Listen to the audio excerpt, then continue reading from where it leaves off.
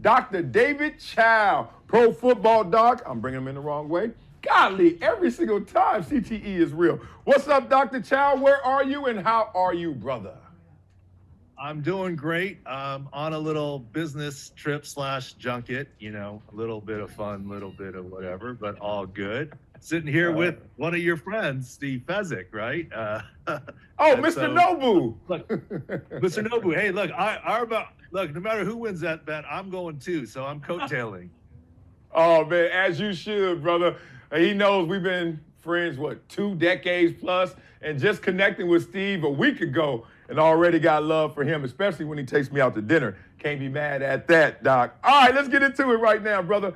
Stephen A. Smith, why am I bringing him up? Because he's been in the news. Him and Jason Whitlock are reigniting the Crips and Bloods feud of the 80s, right? Whitlock will not let up on Stephen A. Smith because he sees continuous lies. A lot of people are pushing back on Whitlock. Hey, man, let the man be. He may have made up a story or two. Let it go. But at the same time, Stephen A. Smith gave fuel to the fire by some of his comments and calling Whitlock fat bastard. But there was one part of this that I think you are particularly qualified to talk about. The 6-inch screw in the knee. Dr. David Chow, tell me, fact or fiction? Well, look, preamble. I don't know Stephen A. Smith. I have zero reason to be critical. He's wildly successful. I know Jason Whitlock a little bit. I'm not taking sides. This is just medically. I get the feud, whatever. 6-inch screw in your kneecap. False. Why? Oh. Your kneecap is not even 6 inches long. Could he have 6 inches of screws in his knee? 2 screws that are 3 inches long? Maybe. Okay. Maybe. Could he have a 6-inch screw in his knee? But if you look at the video, he said, and I don't have a ruler with me here today, but he said 6-inch screw. Your kneecap, I'm not going to pull up my pants, is about this big. It's not 6 inches. You cannot have a 6-inch screw in your patella / kneecap. It'd be sticking way out. Now, if it's hyperbole, I get it. Did he mean 6 centimeters? That might make sense. Did he mean hyperbole? I don't know how long the screw, but it looked like a big ass screw on my x-ray.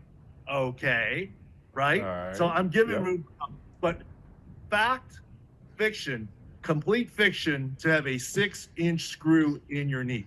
Hyperbole, more than one screw, this, that, the other. So Stephen A., I love you. I'm not calling you out. It probably was hyperbole, and maybe he's known for hyperbole, but just strict medical facts. It's not true. That one little aspect, but I'm not hating on anybody. It's medical is my lane. That is it. Yeah, I know you're not hating. I know your heart, Dr. Chow, and I'm sure he can hear through what you just said. And I'm not hating either when I'm saying his ass was lying, because 6-inch screw, like, I like your examples, but he was so literal. Like, he didn't even give us the hyperbolic response. He was like that. And look, I got a screw in my foot, and guess who put it in there? You. And guess what? I've never said to somebody, oh man, I got a 6-inch screw in my foot. I know damn well how small that screw is. So for that, I can't give him a pass, Dr. Chow, but I can give my Chargers a pass, because now, watch this, we're no longer screwed. Ooh, king of transition, because we got Jim Harbaugh as our head coach. Now, you know Jim Harbaugh well. Please tell me your response, your reaction when you heard the great news. Love it. Love Jim Harbaugh, and he's been successful everywhere. Let me tell you something about Jim. He is, you know this. Look, people think Dan Campbell, competitive, hard driving this. Jim Harbaugh has this, who's got it better than us? Nobody, good guy. But let me tell you, deep down inside, that dude is a competitor. Let me tell you something. A couple of examples. I knew him a little bit in Chicago. I was training in Chicago when he was with the Bears, a tiny bit. The next time I ran into him was the famous Jim Kelly incident.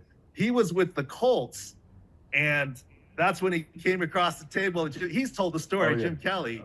And I got a phone call from the Colts people saying, it's Saturday, but we need an x-ray. I'm like, for what? Well, that was for what? But here's how good Jimmy is. He's competitive. He wasn't going to let it come and go, but he's also smart enough to throw a left. And so he's right-handed. He kept his throwing hand okay. So love Jimmy. I mean, right? I mean, he's always thinking. The next time I run into Jimmy is, look, you know this. For the first 8 years in the NFL as a head team position, there was always at least one player older than me. And this is what made me feel through my brothers. The last 9 years, not so much, but they felt like my little brothers. I thought my streak was over. No one was going to be older than me, et cetera, anymore. Then we got Jim Harbaugh. And I remember seeing him in the training room. I go, wait, Jim, how old are you? And he goes, 35. And he goes, how old are you? I'm like, 35. You could tell Jim didn't like the doctor being his age. So we go, when's your birthday? And I said, March 64.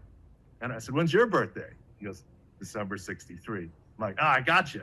And he goes, not by much. I said, Jim, I both know if we're born on the same day, we're asking each other what time. And he goes, what time? True. Yeah, what time, right? And so love Jimmy to death. And let me let you on another little thing. I had no idea that he would be a coach, much less a head coach. Look, we asked him sometimes, what are you going to do when you're done with football? I mean, he was 35 at the time, 36 the next year with the Chargers. And we all knew his dad was a coach. We had no idea his brother wasn't even ascending up the ranks yet. I don't even know who his brother was. But so what do you want to do? And he goes, he thought he wanted to be an NFL referee. That's what he said at the time was when he was with the San Diego Chargers. And now he comes back as the Chargers head coach, successful wherever he's been. And I love it. And I applaud the Spanoses with the choice. And I think he's going to do a heck of a job, and especially with Justin Herbert, et cetera. Yeah. NFL referee says no player ever except Jim Harbaugh. That's crazy right there. Real quick, Doc, on this one. I know people are going to say sky is the limit. You know, there's no ceiling anymore. But realistically, you think his impact is going to be what with the Chargers? I think it's going to be great. Look, one thing that I believe from my time in the NFL, that, look, just because you're a great offensive coordinator or defensive coordinator doesn't make you always a great head coach. The roles are different. If in the business world, you could be the best VP of sales in the world or the best VP of manufacturing in the world, that doesn't necessarily make you a great company president. The skill sets are different. And I think Jim is an unbelievable leader of men, motivator.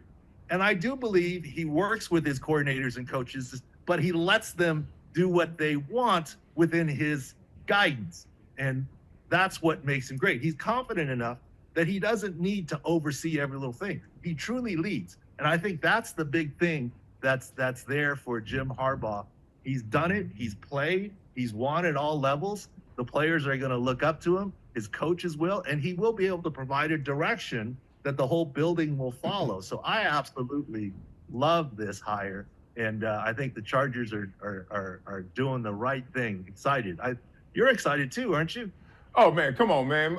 Beyond excited, the economics have changed and shifted. I am more popular around here, and my ticket value just went up for the season tickets. I mean, I got a line of every game that I don't even know who they playing next year. Everybody like, dog, please take me. I want to see the coach, Jim Harbaugh, and what he does for this organization. I'm raising my hand, too. I want to go to Nobu, and I want to come to a game with you. I'm in line for all of it.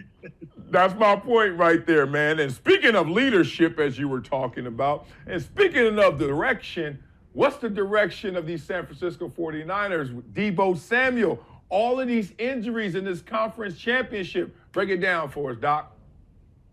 I think Deebo Samuel is going to play. I said that when he got injured. Sometimes it's important what you don't see as what you do see. And we did not see a scapular fracture that knocked him out for a couple games. I think he's going to play. Is he going to play all 70 plays? Maybe not. He's going to be effective in play.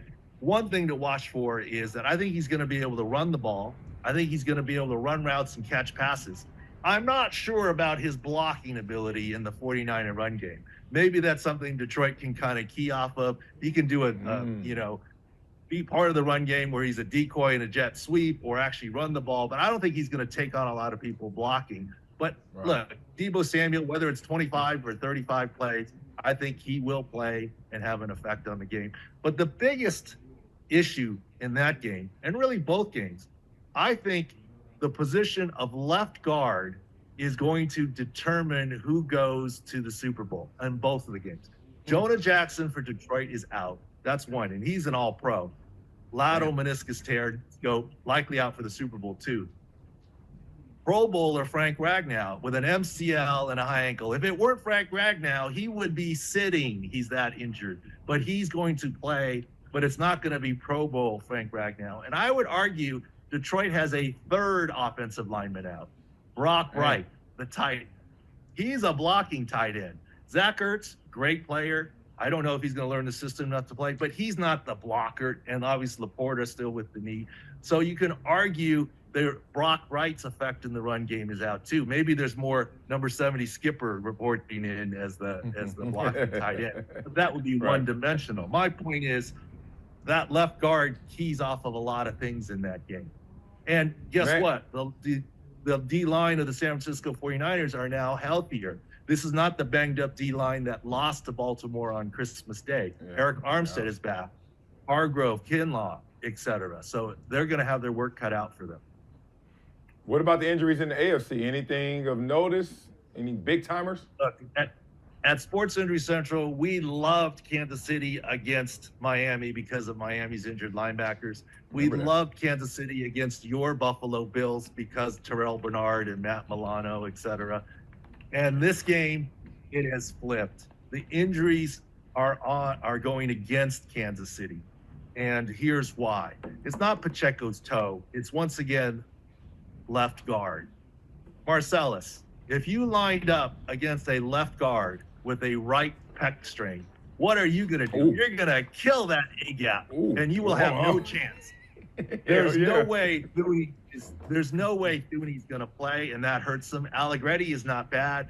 And look, if Pacheco can't run the ball and Baltimore's front seven is healthy, then it's a chase. Then the tackles come into play for Kansas City, et cetera. But of course, Marlon Humphrey, the calf is iffy still. That's probably the big Achilles heel, so to speak, of the Ravens' health. Mark Andrews is going to play probably red zone snaps.